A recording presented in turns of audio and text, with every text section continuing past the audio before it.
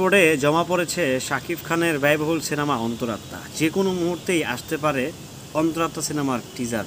অর্থাৎ সেন্সর বোর্ডে অলরেডি জমা পড়ে গেছে মেগাস্টার শাকিব খানের 2017 সালে নির্মিত সিনেমা অন্তরাত্মা।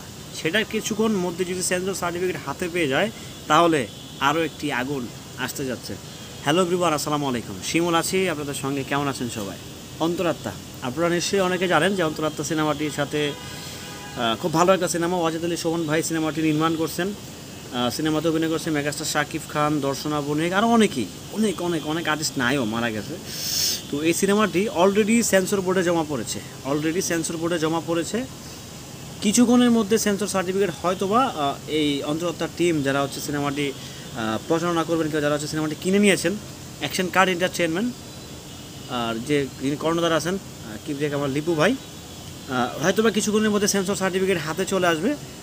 সেন্সর সার্টিফিকেট হাতে আসার পরই কিন্তু অন্তরাত্মার প্রচার প্রচারণা শুরু হয়ে যাবে। অর্থাৎ আপনারা ধরতে পারেন যে শাকিব খানের সঙ্গে শাকিব খানের একটা লড়াই হতে যাচ্ছে এই ঈদে।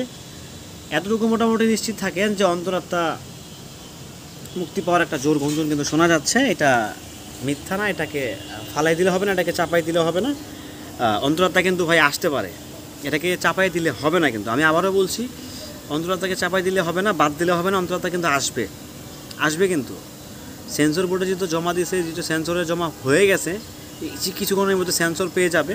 সো পেয়ে গেলে কিন্তু প্রডিউসার বসে থাকবে না তার টাকাগুলো নিয়ে, অবশ্যই না। সো আশা রাখছি অন্তরাত্মা ভালো সিনেমা, কিন্তু অন্তরাত্মা ভালো সিনেমা, খুবই ভালো সিনেমা, দুর্দান্ত সিনেমা অন্তরাত্মা।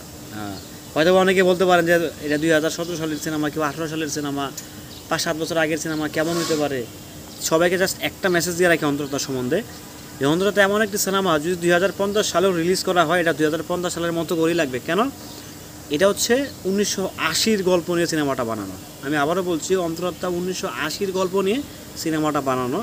সো ব্যাপারটা মোটামুটি পরিষ্কার। আশা করি আপনারা যে সিনেমাটা যখনই রিলিজ করতো না তখনই নতুনত্ব, কারণ ওই সিনেমাটা 1980-কে টার্গেট করেই বানানো হয়েছে, নির্মাণ করা হয়েছে। এবং এটা কিন্তু সোহানী হোসেন ম্যাডামের নিজের ব্যক্তিগত গল্প, মানে জীবনীর গল্প।